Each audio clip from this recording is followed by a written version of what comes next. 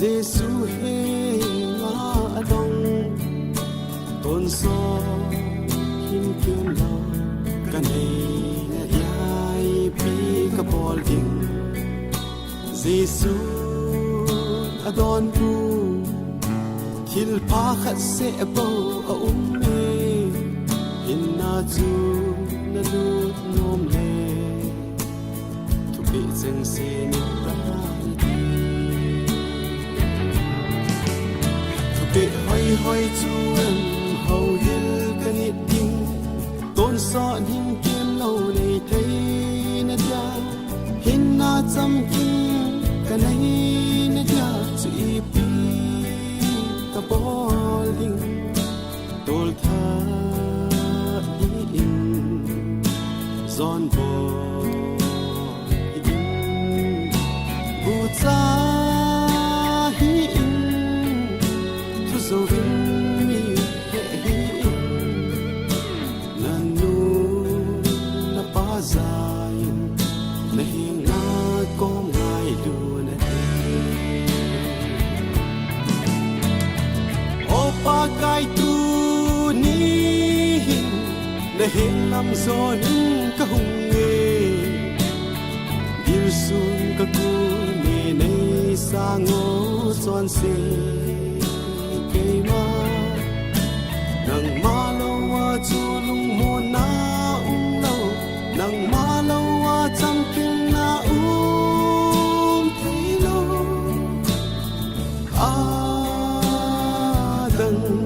khát xa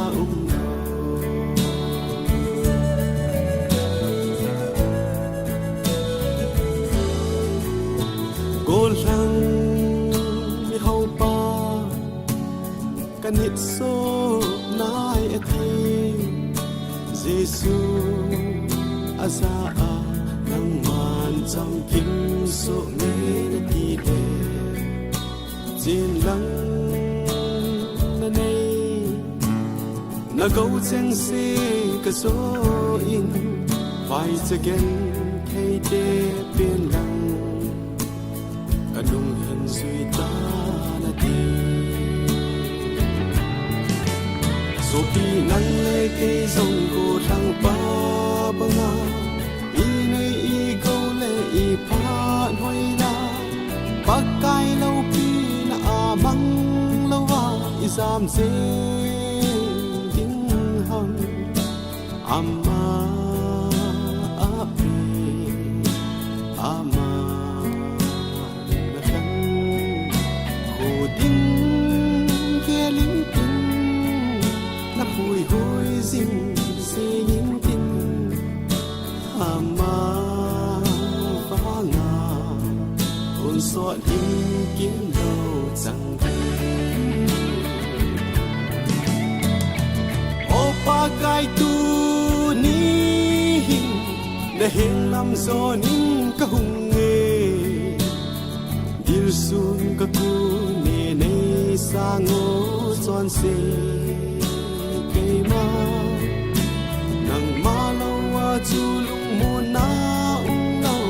nang ma lo wa cham kim na thei lo a dang khat sa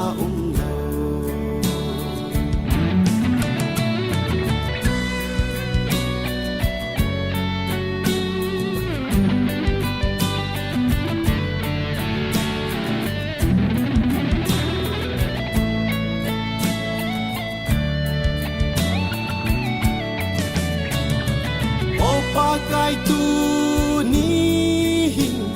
na hin lam zon in ka hung nge dil sun ka ku ne nei sa ngo zon se ke ma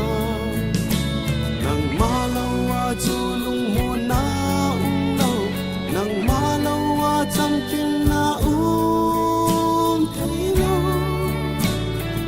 a dang khat sa